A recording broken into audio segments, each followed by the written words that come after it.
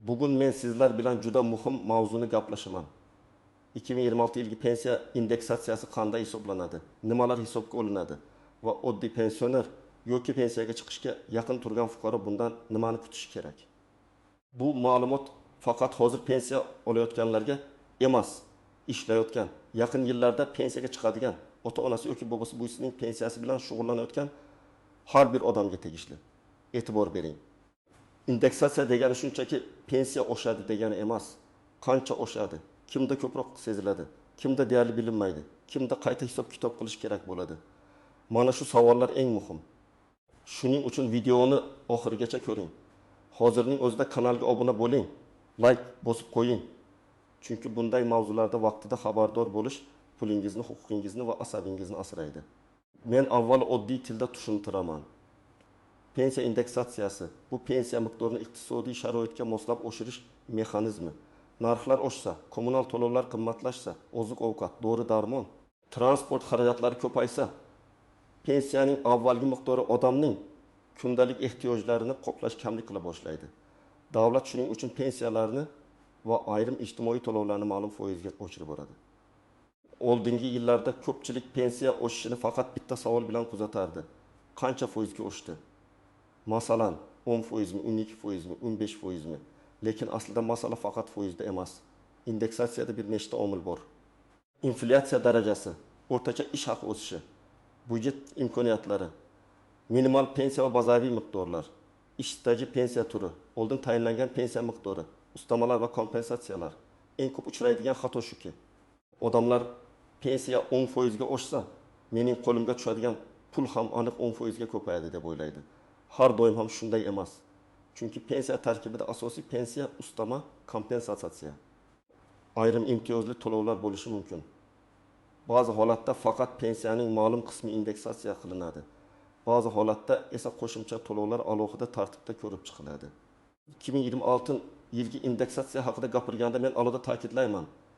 Yakuniy raqamlar, rasmiy qarorlar, budjet parametrlari va tegishli normativ hujjatlar bilan belgilanadi. Lekin mexanizmni oldindan tushunib olish juda muhim. Chunki rasmiy oshirish e'lon qilinganda odam darhol o'z pensiyasini taxminan hisoblay oladi. Xatoni ko'rsa savol bera oladi. Hujjatida kamchilik bo'lsa oldindan to'g'rilaydi. Asosiy qism 1. Nimalarni bilish kerak? Kim xavotir olishi kerak? Kim xavotir olmasligi mumkin? Birinchi omil inflyatsiya. Inflyatsiya oddiy til bilan aytganda narxlarning umumiy o'sishidir. Agar bir yil oldin bir oylik dori-darmon 300 ming so'mga tushgan bo'lsa, keyingi yili 360 ming so'm bo'lsa, pensionerning real daromadi kamayadi. Pensiya nominal jihatdan o'sha turgani bilan sotib olish qobiliyati pasayadi. Indeksatsiyaning asosiy maqsadi mana shu pasayishni yumshatish. Masalan, pensionerning pensiyasi 1 million 500 ming so'm bo'lsin. Agar indeksatsiya 10% deb belgilansa, oddiy hisobda pensiya 1,5 ming so'mga oshib 1 million 6,5 ming so'm bo'ladi. Lekin agar shu davrda oziq-ovqat, dori va kommunal xarajatlar 15% ga oshgan bo'lsa, pensionerning hayotida bu o'sish to'liq yengillik bermasligi mumkin. Shuning uchun men har doim aytaman, pensiya oshganini emas, uning real xarid qobiliyatini ham hisoblash kerak. Ikkinchi omil ish staji. Pensiya tayinlanayotganda fuqaroning qancha yil ishlagani, rasmiy daromad olgani va sug'urta badallari yoki tegishli ajratmalar to'langan davrlar muhim ahamiyatga ega. Indeksatsiya odatda allaqachon tayinlangan pensiyaga qo'llanadi. Lekin pensiya miqdorining o'zi dastlab qanday hisoblangan bo'lsa, keyingi oshish ham o'sha bazaga bog'liq bo'ladi. Ya'ni kimda pensiya miqdori yuqoriroq bo'lsa, bir xil foizli oshirish natijasida uning so'mdagi o'sish ham yuqoriroq bo'ladi. Misol keltiraman. 2 nafar pensionerni olaylik. Birinchi pensioner 1 million 200 ming so'm oladi, ikkinchisi 1 million 300 ming so'm oladi. Agar indeksatsiya 10% bo'lsa, birinchiniki 120 ming so'mga, ikkinchisiniki 2,5 ming so'mga oshadi. Foiz bir xil, lekin qo'shimcha pul miqdori har xil. Shu sababli ko'pchilik nega unga ko'proq qo'shildi, menga kamroq deb o'ylaydi. Chunki baza miqdor boshqacha. Uchinchi omil pensiya turi. Yoshga doir pensiya, nogironlik pensiyasi, boquvchisini yo'qotganlik pensiyasi, ijtimoiy nafaqalar va boshqa to'lovlar bir xil tartibda ko'tarilmasligi mumkin. Ayrim hollarda ular bir umumiy qaror bilan oshiriladi. Ayrim hollarda minimal miqdorlar alohida belgilanadi. Masalan, yoshga doir pensiya olayotgan fuqaro bilan o'quvchisini yo'qotganlik pensiyasini olayotgan oila uchun hisoblash bazasi bir xil bo'lmasligi mumkin. 4-omil minimal kafolatlar. Davlat odatda eng kam pensiya va ayrim ijtimoiy to'lovlar bo'yicha minimal chegaralarni belgilaydi. Bu nimani anglatadi? Agar odamning hisoblangan pensiyasi juda past bo'lsa, u belgilangan eng kam miqdordan past bo'lib qolmasligi kerak. 2026 yilgi indeksatsiyada ham eng ko'p e'tibor aynan past pensiya oluvchi qatlamga qaratilishi ehtimoli yuqori. Chunki narxlar oshganda eng ko'p qiynaladiganlar aynan kam daromadli pensionerlardir. Masalan, Mahbuba opa 32 yil ishlagan, lekin ko'p yillar norasmiy yoki past oylik bilan ishlagan bo'lishi mumkin. Natijada pensiyasi juda yuqori chiqmagan. Indeksatsiya umumiy foiz bilan bo'lsa, uning pensiyasi biroz oshadi. Lekin agar minimal pensiya miqdori ham qayta ko'rib chiqilsa, Mahbuba opa kabi pensionerlar uchun qo'shimcha ijobiy ta'sir bo'lishi mumkin. Chunki ularning pensiyasi minimal chegaraga tenglashtirilishi yoki unga yaqinlashtirilishi mumkin. 5-omil ishlayotgan pensionerlar masalasi. Ko'p odam so'raydi. Men pensiyadaman, lekin ishlayapman. Menga ham indeksatsiya bo'ladimi? Umumiy qoida sifatida tayinlangan pensiyalarga indeksatsiya qo'llanadi. Lekin ishlayotgan pensionerning pensiyasi, daromadi, soliq va mehnat munosabatlari, qayta hisob kitob masalalari alohida tekshirilishi mumkin. Agar ishlayotgan pensionerning ish staji yoki daromadi bo'yicha qo'shimcha davrlar pensiya hisobida inobatga olinmagan bo'lsa, u qayta hisoblashga asos bo'lishi mumkin. Buning uchun hujjatlar to'liq bo'lishi kerak. 6-omil hujjatlarning to'g'riligi. Men amaliyotda ko'p ko'rganman. Odam 30-35 yil ishlagan. Lekin mehnat daftarchasida bitta davr noto'g'ri yozilgan, tashkilot nomi o'zgargan, arxidan ma'lumot olinmagan, ish haqi bo'yicha spravka yo'q. Natijada pensiya kamroq tayinlangan. Indeksatsiya kelganda esa o'sha kam tayinlangan pensiya ustiga foiz qo'shiladi. Ya'ni xato tuzatilmasa, indeksatsiya ham xatoli bazaga qo'llanadi. Shuning uchun pensiya oshishini kutaman deyish yetarli emas. Pensiya hujjatlari to'g'riligini tekshirish kerak. Birinchidan, pensiyasi juda past bo'lganlar. Siz ayniqsa minimal pensiya, qo'shimcha ustama va ijtimoiy yordamlar bo'yicha o'z holatingizni tekshiring. Chunki indeksatsiya e'lon qilinganda sizga faqat umumiy oshirish emas, balki boshqa qo'llab-quvvatlash mexanizmlari ham tegishli bo'lishi mumkin. Ikkinchidan, yaqinda pensiyaga chiqadiganlar. Agar siz 2026 yilda yoki 2027 yil boshida pensiyaga chiqmoqchi bo'lsangiz, bugundan ish staji, oylik ma'lumotlari, arxiv hujjatlari, harbiy xizmat, dekret ta'tili, parvarish davrlari kabi masalalarni tartibga soling. Pensiya tayinlangandan keyin ham tuzatish mumkin, lekin oldindan tayyorlash ancha oson. Uchinchidan, norasmiy ishlagan yoki ish joyi yopilib ketgan fuqarolar. Agar korxona tugatilgan bo'lsa, hujjatlar arxivga topshirilgan bo'lishi kerak. Lekin har doim ham topish oson emas. Bunday holatda arxiv so'rovlari, sud orqali faktni tasdiqlash, guvohlar ko'rsatmasi kabi jarayonlar kerak bo'lishi mumkin. 4-dan, nogironlik pensiyasi yoki boquvchisini yo'qotganlik pensiyasi olayotgan oilalar. Bu toifalarda oilaviy tarkib, nogironlik guruhi, bolalarning yoshi, o'qishi qaramog'idagi shaxslar soni kabi jihatlar muhim bo'lishi mumkin. Kim unchalik xavotir olmasligi mumkin? Agar sizning pensiyangiz to'g'ri tayinlangan bo'lsa, barcha hujjatlar joyida bo'lsa, oldingi oshirishlar to'g'ri qo'llangan bo'lsa, sizga indeksatsiya odatda avtomatik tarzda hisoblanadi. Ya'ni har safar ariza yozish shart bo'lmasligi mumkin. Lekin avtomatik degani tekshirmaslik kerak degani emas. Men baribir pensiya tushgandan keyin eski miqdor bilan yangi miqdorni solishtirishni tavsiya qilaman. Endi ko'pchilik e'tibor bermaydigan, lekin pulga bevosita ta'sir qiladigan nozik masalalarga o'tamiz. Birinchi nozik jihat, pensiya oshirilgani haqidagi qaror ma'lum bir sanadan kuchga kiradi. Masalan, yil boshidan, ma'lum bir oydan yoki qarorda ko'rsatilgan boshqa sanadan. Agar oshirish fevraldan kuchga kirsa, yanvar uchun eski miqdor, fevraldan yangi miqdor bo'lishi mumkin. Ba'zan odam nega bu oy kam tushdi deb o'ylaydi. Sababi oshirish sanasi hali kelmagan bo'lishi mumkin. Yoki to'lov keyingi oyda farq bilan berilishi mumkin. Ikkinchi nozik jihat, to'lov sanasi va hisoblash sanasi bir xil emas. Pensiya bank kartasiga yoki naqd shaklida ma'lum jadval asosida tushadi. Hisob kitob esa pensiya jamg'armasi tizimida alohida yuritiladi. Agar qaror oyning o'rtasida e'lon qilinsa, ba'zida dastlab eski miqdor tushib, keyin farqi qo'shib berilishi mumkin. Shuning uchun birinchi tushgan to'lovni ko'rib vahimaga tushmaslik kerak. lekin albatta aniqlashtirish kerak. Uchinchi nozik jihat ustamalar. Ayrim pensionerlarda mehnat faoliyati, mukofotlar, faxriy unvonlar, nogironlik, parvarish qaramog'idagi shaxslar yoki boshqa asoslar bo'yicha ustamalar bo'lishi mumkin. Indeksatsiyada bu ustamalar har doim bir xil tartibda oshmasligi mumkin. Ba'zilari pensiya tarkibida avtomatik ko'tariladi. Ba'zilari esa qat'iy miqdorda qolishi yoki alohida qaror bilan o'zgarishi mumkin. Shuning uchun pensiya varaqasida faqat umumiy summaga emas, tarkibiy qismlarga ham qarash kerak. 4-nozik shart bank kartasi va ushlab qolishlar. Ba'zi pensionerlar kredit olgan bo'ladi. Aliment, ijro hujjati, qarzdorlik yoki boshqa ushlab qolishlar bo'lishi mumkin. Pensiya oshgani bilan qo'lga tegadigan summa kutilganidan kamroq bo'lishi mumkin. Chunki ushlab qolish ham hisoblangan bo'ladi. Masalan, pensiya 200 ming so'mga oshdi. Lekin kredit bo'yicha avtomatik yechim bor. Shunda odam menga oshmadi deb o'ylaydi. Aslida oshgan, lekin bank yoki ijro tartibida ushlab qolingan bo'lishi mumkin. 5-nozik jihat qayta hisob-kitob bilan indeksatsiyani adashtirmaslik kerak. Indeksatsiya hamma uchun umumiy oshirish bo'lsa, qayta hisob-kitob individual holatdir. Masalan, sizning ish stajingizga yana 5 yil qo'shildi. Arxivdan yangi oylik ma'lumot topildi. Ilgari inobatga olinmagan davr tasdiqlandi. Bu qayta hisob-kitob bo'ladi. U indeksatsiyadan alohida natija berishi mumkin.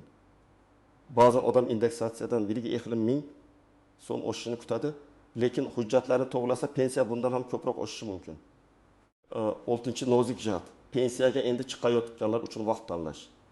Agar fuqaro pensiya yoshiga yetgan bo'lsa, ariza bergan sana va pensiya tayinlash davri muhim.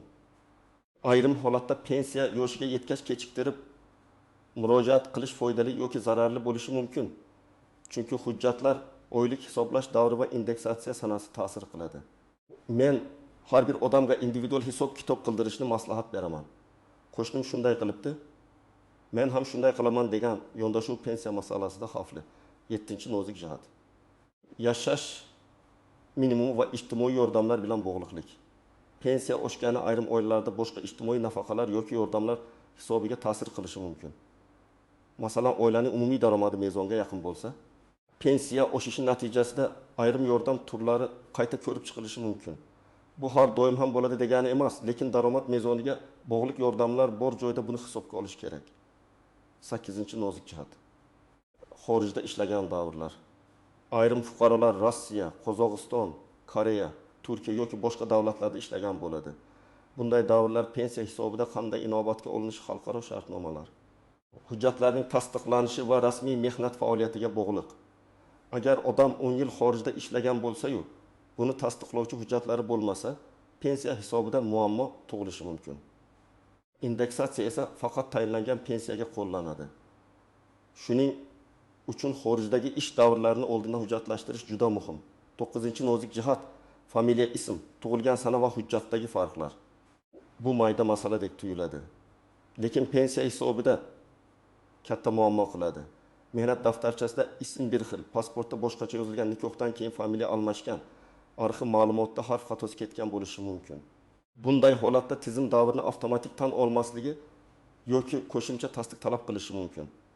Men aytaman, indeksatsiyani kutishdan oldin hujjatlaringizdagi ism, familiya mosligini tekshiring. Endi eng foydali qismiga o'tamiz. Siz hozir nima qilishingiz kerak? Men buni oddiy qadamlar bilan tushuntiraman. Birinchi qadam, pensiyangizning hozirgi miqdorini yozib qo'ying. Faqat umumiy tushgan pulni emas, imkon bo'lsa pensiya tarkibini aniqlang. Asosiy pensiya qancha, ustama qancha, kompensatsiya yoki boshqa to'lov bormi? Bank kartasiga tushgan summa har doim to'liq manzara bermaydi. Chunki ushlab qolishlar bo'lishi mumkin. Ikkinchi qadam, pensiya jamg'armasining hududiy bo'limiga yoki tegishli davlat xizmatlari markaziga murojaat qilib, pensiya hisob-kitobi bo'yicha ma'lumot so'rang.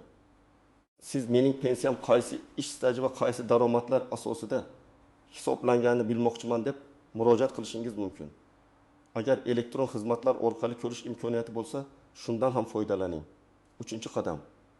Mehnat daftarchangizni tekshiring.